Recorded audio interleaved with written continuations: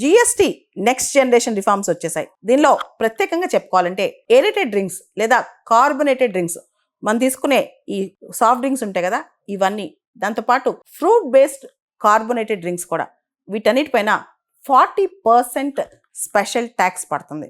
అంతేకాదు caffeinated drinks అనమాట, ఏదైతే కెఫీన్ కలిసి ఉండే ప్యాకేజ్ డ్రింక్స్ ఉంటాయో వాటిపైన కూడా అడిషనల్ ట్యాక్స్ అనమాట. వాటితో పాటు రెడ్ బుల్ కావచ్చు, మాన్స్టర్ కావచ్చు, ఇలాంటి వాటి మీద కూడా మనకి కొత్తగా 40% జిఎస్టీ పడబోతుంది అనమాట. వీటన్నిటిని సిన్ గూడ్స్ అని చెప్తున్నారు. సిన్ గూడ్స్ అంటే ఏదైతే సమాజానికి లేదా ఆరోగ్యానికి హానికరమో వాటినే సిన్ గూడ్స్ అంటాం అనమాట. Alcohol, tobacco, gambling, betting, food products, ఏదైతే ఫుడ్ ప్రోడక్ట్స్ ఎక్కువ షుగర్ కానీ ఫ్యాట్ కంటెంట్ ఉంటాయో వాటన్నిటిని సిన్ గూడ్స్ అంటాం అనమాట. మనకి కూల్ డ్రింక్స్ ఎక్కువ తాగటం వల్ల ఆరోగ్యం పాడే ప్రమాదం ఉంది కాబట్టి వీటిపైన ట్యాక్సులు పెంచేసి ఆ కూల్ డ్రింక్స్ తాగడానికి తగ్గించే ప్రయత్నం చేస్తుంది ప్రభుత్వం అనమాట. మనకు తెలుసు 2016లో కేరళ ప్రభుత్వం అప్పట్లో ఫ్యాట్ ట్యాక్స్ అని తీసుకొచ్చిందనమాట.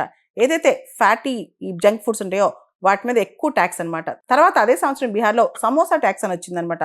అది కూడా జిఎస్టీ వచ్చిన తర్వాత కలిసిపోయింది. అండ్ యూరోపియన్ యూనియన్లో చాలా దేశాల్లో స్కూల్స్ చుట్టుపక్కల జంక్ ఫుడ్ అమ్మకుండా, అంటే దాదాపు స్కూల్స్ దగ్గర నుంచి 2 కిలోమీటర్స్ పాటు జంక్ ఫుడ్స్ అమ్మకుండా అక్కడ రిస్ట్రిక్షన్స్ ఉన్నాయన్నమాట. ఎందుకంటే చిన్నపిల్లలకి అక్కడ జంక్ ఫుడ్స్ కానీ ఏరేటెడ్ డ్రింక్స్ కానీ ఎక్కువ అందుబాటులో ఉండకుండా చూడటం అనమాట. మెక్సికోలో కూడా ఇలాంటి ట్యాక్స్ ఒకటి వచ్చింది, సోడా ట్యాక్స్ అని. దీనివల్ల అక్కడ ప్రజలు కార్బొనేటెడ్ డ్రింక్స్ తాగటం చాలా తగ్గించారనమాట. ముఖ్యంగా ఈ ఫ్యాట్ ఫుడ్స్ వల్ల, కార్బొనేటెడ్ డ్రింక్స్ వల్ల డయాబెటీస్, హై బీపీ ఇలాంటివి వచ్చే అవకాశం ఉంది. ముఖ్యంగా భారతదేశం లాంటి దేశాల్లో life style diseases, non communicable diseases అనమాట.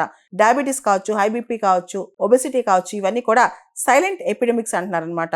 ఇవన్నీ కూడా షుగర్స్, ఫ్యాట్స్, సాల్ట్స్ వల్ల వస్తున్నాయి. రీసెంట్గా న్యూరాలజీ అనే జర్నల్ చేసిన సర్వేలో కొన్ని రకాల ఏరేటెడ్ డ్రింక్స్ లేదా కార్బొనేటెడ్ డ్రింక్స్ తీసుకోవడం ద్వారా మన బ్రెయిన్ ఏజ్ కూడా, అంటే అవసరమైన దానికంటే దాని ఏజ్ పెరిగిపోద్దంట, వృద్ధాప్యం అనేది తొందరగా వస్తుందంట. మనకు తెలియకుండా ఈ ఏరేటెడ్ డ్రింక్స్ లేదా కార్బొనేటెడ్ డ్రింక్స్ ద్వారా మనం చాలా కన్జ్యూమ్ చేస్తాం షుగర్స్ అనమాట. దాన్ని తగ్గించడానికే గవర్నమెంట్ వీటిని సిన్ గుడ్స్లో జాయిన్ చేసింది అనమాట.